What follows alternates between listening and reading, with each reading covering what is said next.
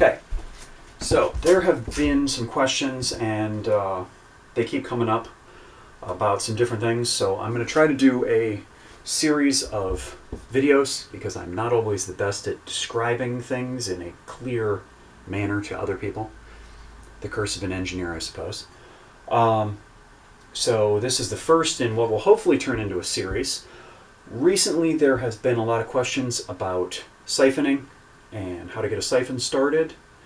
And there are some things, I'm sure all of us have done it when we started out, and some of us still do it to this day, even though we maybe have the correct equipment and stuff. Swallowing fish water, it's no fun, it's probably not that awfully healthy, and it's just plain gross. So some people have different ways they do things. You know, the python, submersible pumps, the little squeezy ball. But when you're stuck, you have a piece of equipment break, you're strapped for cash, which quite frankly a lot of us don't have the most to spend on equipment. We'd rather spend it on fish and plants, more aquariums, you know, feed the addiction. So here is the basic way that you can get a siphon started without having to swallow fish water or even put it in your mouth at all. You're going to get your hands gross anyway. You're doing tank maintenance. Big surprise. I found a piece of tubing here at work, so we're just going to improvise with the sink, bucket, piece of tubing to stand in for a siphon. Bucket obviously goes on the floor. Standard procedure. Now the trick is, there's two different ways you can do this. The way I usually do it, and it seems to work the best for me, although I tend to have space in my tank where I can get away with this, and usually when I'm doing it, I am using a piece of plain tubing, so I don't have the giant gravel vacuum on the end, which takes up a little more space. Coil up your tubing. You want to make a coil like that, simple. Put it in the water. You're going to get the bubbles out as best you can, but you'll see some of them get trapped inside. So what you're going to do is tip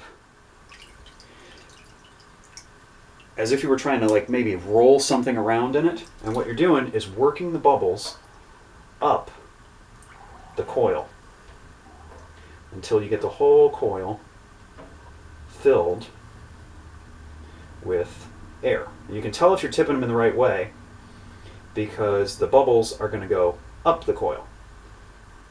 And you'll see them moving up the coil. Okay, I got a couple little ones trapped in there. No big deal. You'll see them moving up the coil though, and that'll tell you you're doing it the right way. So cover up the ends just like regular. Go ahead and pull an end out. That goes in the bucket. One end stays underneath.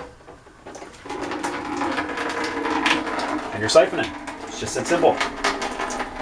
When you're done, for newbies, we'll just do a quick thing. The easiest way to stop the whole situation is to take your tank end, pull it out. That breaks your vacuum.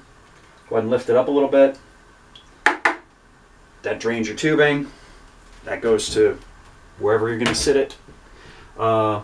Typically, I have the place where I can put my dirty, wet stuff.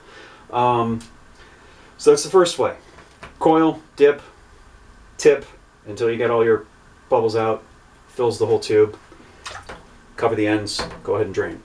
Second way, which some people that maybe don't have a large enough tank to completely put their entire python, because I mean some of those things are 30 feet long.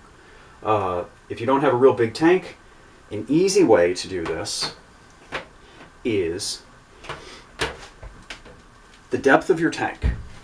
You're going to want to submerge a little over twice the depth of your tank. Now let me show you what I'm talking about. The easy way to measure is go ahead and just take your tubing. Again, if you had your gravel vac, you would count it as part of your length.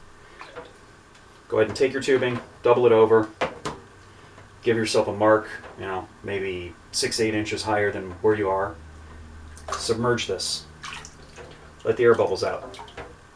They should kind of work themselves out. You want to make sure you have water up to where you marked. Go ahead and stick a finger on the end, or on this end, doesn't really matter. You should be able to hold water with the vacuum. See, water's in there. That end goes down into the bucket. Your vacuum end stays under. Now the key factor in this is that the point where you marked your water from before is below the bottom of your tank when you go to drain, when you go to start siphoning. That is what is going to give you your siphon action, because your tank will only drain until the water levels equalize themselves in your bucket or whatever. So you want to make sure your water level is below the bottom of your tank, or the bottom of whatever end of your gravel vacuum is. Down into the bucket, let go. Might take a second to start the vacuum. There you go. If it doesn't work right away, try it a second time. If it's still you're having issues, go ahead and try to do a full submerge. So that's how I do it. Again, break the vacuum, drain the tubing, good to go. It's just that simple. Using your mouth sucks. Why swallow fish water if you don't have to? So like I said, there's been some questions about other things. I'm not the best at explaining things. I thought a video series would be a little easier. There's some other things that I've described people seemed interested in. I'm going to see if I can put some videos together about them. And until next time, there you go. Happy fish keeping.